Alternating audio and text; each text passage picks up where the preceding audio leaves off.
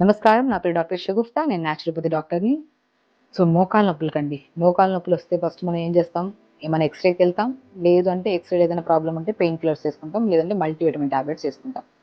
So, best solution నేను previous వీడియోస్‌లో కూడా చాలా మందికి చెప్పాను. క్యాబేజ్ ప్యాక్ అనేది చాలా మంచి ఉపశమనాన్ని ఇస్తది. అదసలు క్యాబేజ్ ప్యాక్‌ని నేను జస్ట్ బై మౌత్ చెప్పేసాను. అది ఎలా ప్రిపేర్ చేసుకోవాలనే విషయాన్ని చాలా వరకు నన్ను కామెంట్ బాక్స్‌లో కామెంట్ అడిగారు నన్ను. సో, వాళ్ళ కోసమే స్పెషల్ ఈ వీడియో.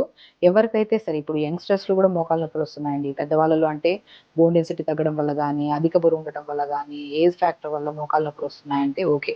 బట్ యంగ్‌స్టర్స్‌లో కూడా మోకాళ్ళ నొప్పులు రావడం ఏంటి? అది కూడా మనకి స్టార్టింగ్‌లో మోకాళ్ళ నొప్పులొచ్చాయనుకోండి, కూర్చొని లేచిన వెంటనే టక్ టక్ సౌండ్‌తో స్టార్ట్ అవుతాయి.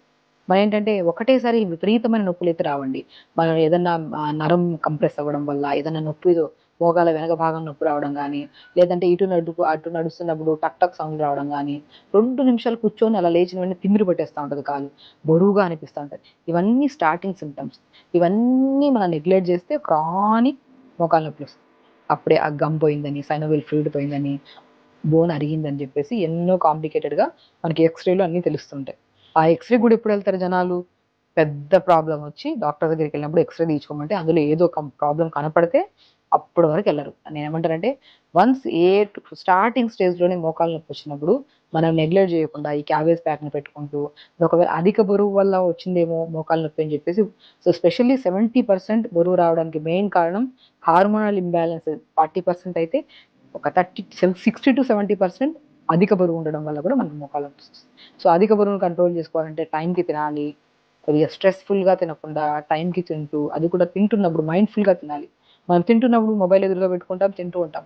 ఎంత తింటామో తెలియకుండా తినేస్తా ఉంటాం. మైండ్‌ఫుల్‌గా తినడం అంటే అన్నిటిని పక్కన పెట్టి తింటున్నప్పుడు మంచిగా ఒక ప్లేట్‌లో అంతా మనకి కంఫర్టబుల్‌గా ఉన్న ఫుడ్ పెట్టుకొని దాంట్లో ఎక్కువ వెజిటబుల్స్ ఉండాలి, ఎక్కువ ఆకుకూర ఉండాలి, రైస్ తక్కువగా ఉండాలి. దాంతో పాటు కీరా ముక్కలు గానీ, క్యారెట్ ముక్కలు గానీ ఫస్ట్ మనం తినడం విత్ ఫైబర్‌తో తిని దాంతో పాటు రైస్‌తో పాటు ఏదైనా ప్రోటీన్ కర్రీస్ పప్పు గానీ, రాజ్మా కర్రీ గానీ ఇలాంటివి దాంతో లాస్ట్ ఆకుకూర ఫ్రైతో తిని తర్వాత మజ్జిగ తాగారనుకోండి. ఇలా బ్యాలెన్స్డ్ మీల్ జేయడం వల్ల మనకి వెయిట్ లాస్ ఈజీగా అవుతది. అండ్ న్యూట్రిషన్ ప్రాపర్‌గా ఎళ్తుంది కాబట్టి దానివల్ల గూడా మనకు మోకాళ్ళ నొప్పి రాకుండా మనం కాపాడుకోవచ్చు. ఇప్పుడు క్యాబేజ్ ప్యాక్ ఎలా చేయాలి? దాన్ని ఎలా అప్లై చేయాలో గూడా నేను క్లియర్‌గా చెప్తాను. సో, క్యాబేజీ ఇప్పుడు నేను చెప్పాను. చాలా మందిలో ఒకవేళ ఆఫ్టర్ డెలివరీ అయిన తర్వాత ప్రెగ్నెంట్ లేడీస్‌లో చెస్ట్ సాగ్ అవ్వడం గానీ, ఈ మధ్య కాలంలో చిన్న పిల్లలు గూడా ప్రాపర్ మెయింటైన్ చేయకపోవడం వల్ల చెస్ట్ సాగ్ అయిపోయి లూజ్ అవుతుంటది. వాళ్ళకి గూడా బెస్ట్ సొల్యూషన్ నేను క్యాబేజ్ చెప్తుంటాను. అండ్ పొట్టకు గూడా స్ట్రెచ్ మార్క్సెస్ ఎక్కువున్నప్పుడు ఈ క్యాబేజ్ ప్యాక్ పెట్టుకోండి. ఆ స్ట్రెచ్ మార్క్సెస్ పోతాయనుకుంటాను. డెఫినిట్‌గా అండి. ఇది ప్రాక్టికల్‌గా ఎంతో మంది కేసెస్‌లో మనం చేస్తున్నాం కాబట్టి, ఎన్నో రిజల్ట్స్ వచ్చాయి కాబట్టి మీ వరకు నేను తీసుకొని రాగలిగాను. అట్ ద సేమ్ టైమ్ మన ఆహార నియమాలు కూడా కొన్ని జాగ్రత్తలు తీసుకోవాలి. ఫిజికల్ యాక్టివిటీ ప్రాపర్‌గా చేయాలి. దాని తర్వాత మనం ఈ క్యాబేజ్ పెడితే మాత్రం 100% బెనిఫిట్ ఉంటది మనకి. సో, ఈ క్యాబేజ్ ప్యాక్ ఎలా ప్రిపేర్ చేస్తామో చెప్తాను. ఇలా ఫస్ట్ నీళ్ళు తీసేసుకోవాలండి. ఒక 300 ఎంఎల్ అంత వాటర్ తీసుకొని క్యాబేజ్ ఉంటది కదా! ఇప్పుడు మోకాలికి ఎలా పెడుతున్నామో అలాగే చెస్ట్‌కి కూడా పెట్టేసుకోవచ్చు. మనం చెస్ట్ టైట్‌నెస్ గాని చాలా మంచిది. అండ్ మోకాళ్ళ నొప్పులకైతే మనం ఇలా క్యాబేజ్‌ని లేయర్స్ లాగా తీసేసుకోవడం. లేయర్స్ లాగా తీసేసుకొని జస్ట్ వాటర్‌లో నింపేసుకోండి ఇలాగ. ఒక లూప్ వార్మ్ లాగా అవ్వాలన్నమాట క్యాబేజ్. క్యాబేజ్ చాలా బెనిఫిషియల్. మనకి ఈవెన్ నేను చాలా మంది నెక్ పెయిన్ అని వస్తారు మా దగ్గరికి ఎక్స్‌రేలు తీసుకొని. మేడం ఫిజియోథెరపీ చేయండి మేడం అంటుంటారు.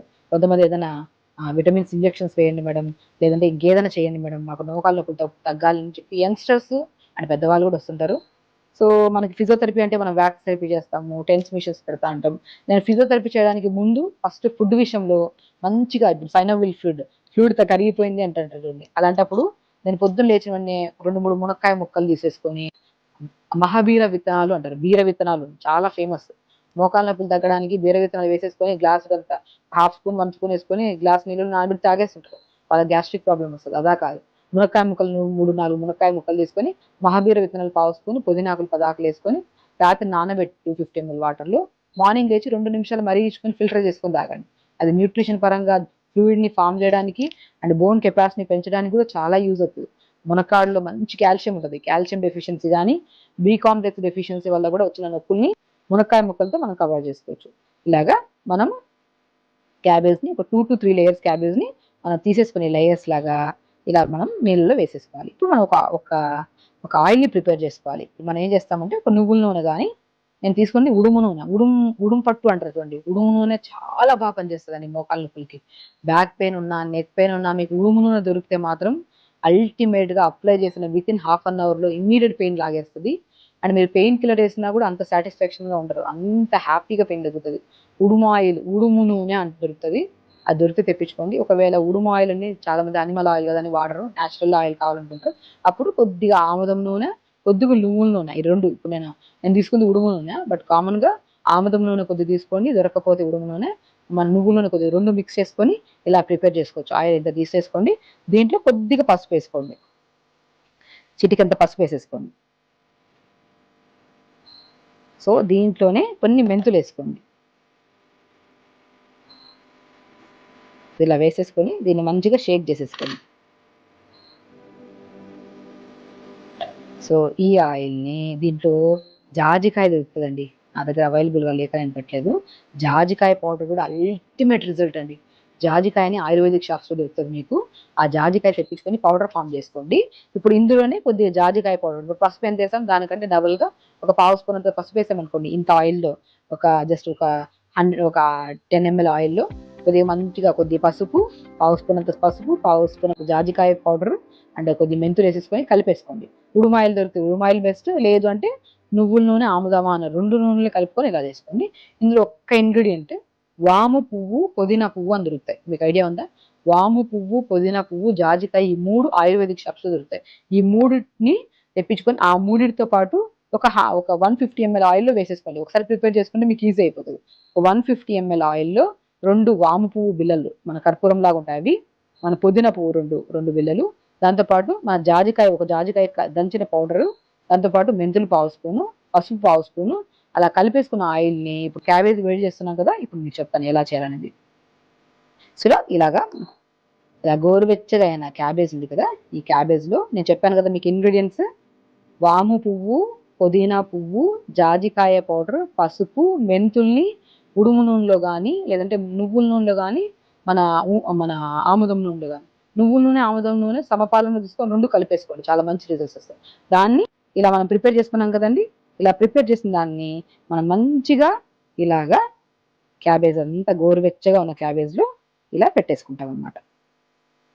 కొద్దిగా గోరువెచ్చగా ఉండాలి క్యాబేజ్, ఇలా పెట్టేసుకొని మంచిగా ఇలా అప్లై చేసుకొని, మరి ఇదే ఆయిల్ని ఇప్పుడు ఇలా ప్రిపేర్ చేసేసుకున్నాము క్యాబేజ్ని, ఇదే ఆయిల్ని మోకాల కింద భాగంలో మసాజ్ చేయాలి. ఫస్ట్ మనం మోకాల నొప్పులు అంటే ఏం చేస్తాం, మోకాల పై భాగంలో మసాజ్ చేస్తాం కాదు, మోకాల కింద భాగంలో మంచిగా, అది కూడా పైకి కాదు, మనం కింద నుంచి కిందికి లాగాలి, పిక్కల దగ్గర రాగాలి, పైనుంచి పిక్కల వైపుకు లాక్కొని అప్పుడు మోకాల పై భాగంలో ఇది ఆయిల్ రాసి అప్పుడు ఈ గోరువెచ్చని క్యాబేజ్ని మనం మోకాల మీద పెట్టి మంచి డ్రై క్లాత్ కట్టేసేయండి.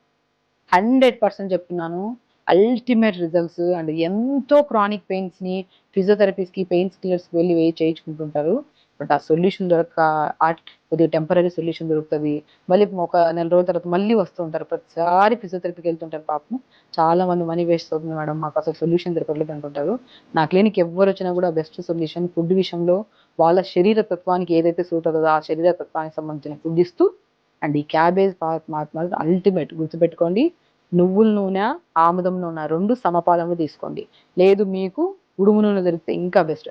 అలా 150 ml ఆయిల్ తీసుకొని ఒక జాజికాయని పౌడర్ ఫామ్లో తీసుకొని జాజికాయ వేసేసుకోండి, 2 వాము పువ్వు బిళ్ళలు 2 వేసేసుకోండి, పుదీనా పువ్వు బిళ్ళలు 2 తీసుకొని కొద్దిగా పావు స్పూన్ అంత పసుపు, పావు స్పూన్ అంత మెంతులు వేసుకొని అన్ని కలిపేసిన దాంట్లో ఈ గోరువెచ్చగా వేడి చేసిన క్యాబేజ్కి మొత్తం ఇలా అప్లై చేసి అదే ఆయిల్ని మోకాల కింద భాగంలో మంచిగా మర్దన చేసుకొని మోకాల పై భాగంలో పెట్టి ఇలా పెట్టి దీన్ని కట్టేసుకుంటే మాత్రం కట్టి ఒక 1 hour ఉంచుకోండి, చాలా మంచి ఉపశమనం దొరుకుతుందండి. పెయిన్ రిలీఫ్ అయితే చాలా మంచిగా ఉంటుంది. సో దీంతో పాటు మనము పొద్దున్న లేచిన 2-3 మునక్కాయ ముక్కలు, 1 ఇంచు ముక్కలు 3, పుదీనాకులు 5 ఆకులు, మహావీర విత్తనాలు పావు స్పూన్ రాత్రి నానబెట్టేసుకొని మార్నింగ్ లేచాక 2 లేదా 3 నిమిషాలు గోరువెచ్చగా వేడి చేసి ఇవన్నీ ఫిల్టర్ చేసుకుని వాటర్ తాగండి, అల్టిమేట్ రిజల్ట్ అండి. అండ్ ఆహార నియమాలు కూడా కొద్దిగా ఫైబర్ ఫుడ్ ఎక్కువ తీసుకోవడం, నేను చెప్పాను కదా లంచ్ ఎలా తినాలో ఆ ప్రాసెస్లో తీసుకుంటే మాత్రం మీకు మోకాల నొప్పులు రాకుండా. అండ్ మోకాల నొప్పి కోసం మనం చేసే రెమెడీ ఎన్నో బాడీలో ఉన్న బోన్స్కి ప్రొటెక్టివ్గా పనిచేసి back pains, neck pains, ankle pains, అది మడమ నొప్పులు ఏమి రాకుండా కాపాడుకుంటూ హెల్తీగా ఉండొచ్చు. సో ఖచ్చితంగా చేయండి, హెల్తీగా ఉండండి, హ్యాపీగా ఉండండి. నమస్కారం.